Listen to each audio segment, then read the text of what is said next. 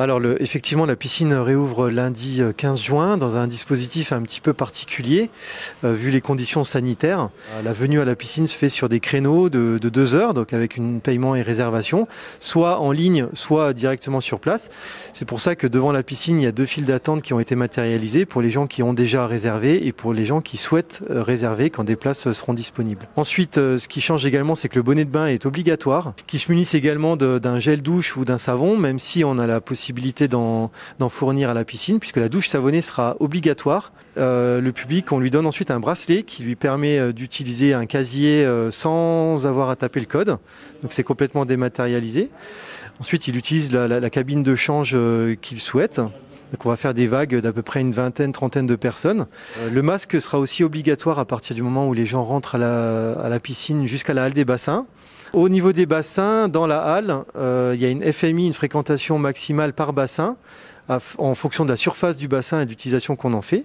Il y a un sens de circulation également à suivre, et à l'aller et au retour. Voilà en gros le cheminement qui est proposé aux baigneurs, et encore une fois avec des points d'information à différents endroits pour qu'ils se sentent le plus rassurés possible. Il y a juste une chose que la réglementation nous impose, c'est la fermeture de l'espace bien-être, donc sauna, hammam, jacuzzi. Donc au départ, à partir du 15 juin, cet espace-là sera fermé jusqu'à nouvel ordre. On peut passer en revue l'ensemble des équipements qui va être donc offert au public sur ces espaces extérieurs. On a d'abord le bassin inox de 50 mètres. On a également pour les enfants, pour les plus petits, des jeux d'enfants, 200 mètres carrés.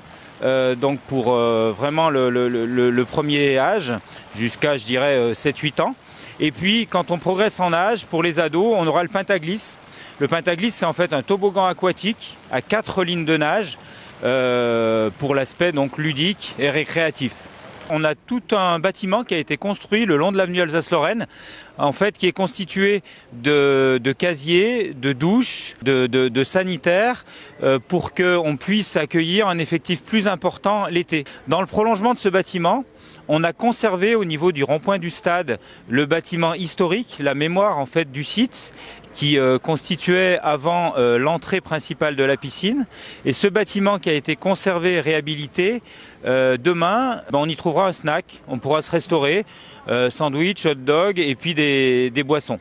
Alors les clubs auront des créneaux avant l'ouverture au public, le matin, un petit peu le soir, voilà, pour leur permettre aussi eux de faire leurs activités et de pas se retrouver financièrement en difficulté. Alors les horaires d'ouverture en semaine, ça va être de 10h30 à 20h, ce qui nous permet de faire 4 créneaux de 2 heures, et le week-end ça sera de 10h à 18h et on aura 3 créneaux. Alors cette piscine pendant la période estivale, les Chambériens et tous les usagers vont retrouver la bonne ambiance qu'ils connaissaient à la piscine du stade avant. Alors si tout a changé en termes d'équipement et en termes de bassin, on retrouve bien l'ambiance avec les plages, avec l'espace paysager, les arbres ont été conservés, l'ambiance des anciens vestiaires complètement modernisée, la fameuse casquette d'entrée.